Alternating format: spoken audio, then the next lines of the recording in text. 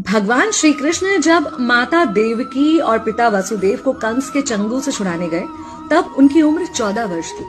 उनकी माता ने उनसे पूछा कि बेटा तुम तो भगवान हो, तो तुम हमें पहले ही कंस के चंगुल से छुड़ा सकते थे, इतनी देर क्यों कर दी? तो कृष्ण जी ने कहा, माता क्या पिछले जन्म में आपने मुझे 14 वर्ष का वनवास नहीं दिया था? माता हैरान रह गई, बोली ये क्या कह रहे हैं आप?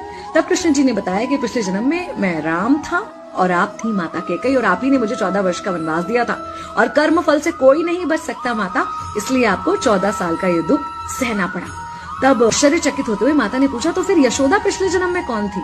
कृष्ण जी ने बताया, वो थी माता कौशल्या, जो 14 साल तक अपने पुत्र से अलग रही थी। उन्होंने उस दुख को सहा था, इसलिए इस जन्म में 14 साल मैं उनके पास रहा और मेरे साथ रहने का, माता और पुत्र के प्रेम का सुख उन्हें मिला।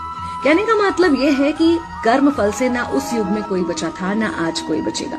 खुद भगवान भी कर्म फल से नहीं बच सकते, इसलिए अपने हर एक कर्म को बहुत सोच समझ कर कीजिए, क्योंकि जिसके भी खिलाफ आप कुछ गलत कर रहे हैं उससे आपकी शत्रुता कुछ समय या शायद एक जन्म की है, लेकिन उसके साथ कुछ गलत करके आप अपने कई जन्म बिगाड़ सकते हैं।